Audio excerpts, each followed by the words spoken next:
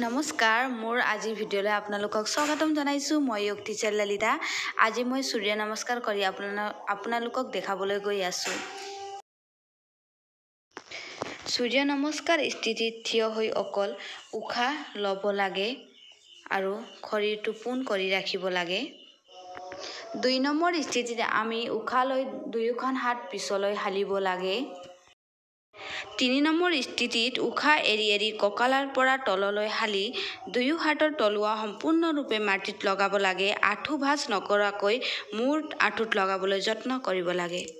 4 number স্থিতিত উশাহ লৈ বাওঁ ভৰি পিছলৈ নিব লাগে বাওঁ ভৰিৰ আঁঠু মাটিত লাগিব লাগে আৰু ভৰিৰ পতা ঠিক কৰি ৰাখিব লাগে 5 নম্বৰ স্থিতিত উশাহ বন্ধ ৰাখি বাওঁ ভৰিখন আঁঠু পোন কৰিব আৰু সোঁ ভৰিখন পোন কৰি বাওঁ ভৰিৰ ওচৰলৈ নিব দুয়োখন ভৰি সৰল ৰেখাৰ ওচৰা-ওচৰিকৈ ৰাখিব লাগে 6 নম্বৰ স্থিতিত উশাহ এৰি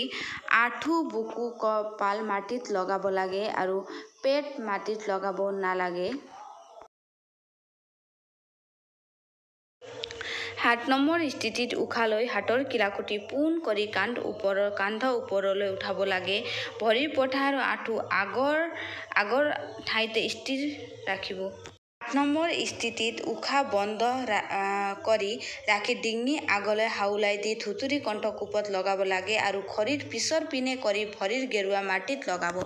9 নম্বৰ স্থিতিত উশাহ বন্ধ কৰি ৰাখি সোঁ ভৰিখন দুয়ো হাতৰ মাজলৈ আনি 4 নম্বৰ স্থিতিলৈ আহিব 10 নম্বৰ স্থিতিত উশাহ এৰি বাওঁ ভৰি দুয়ো হাতৰ মাজলৈ আনি স্থিতি 3 অৱস্থালৈ আহিব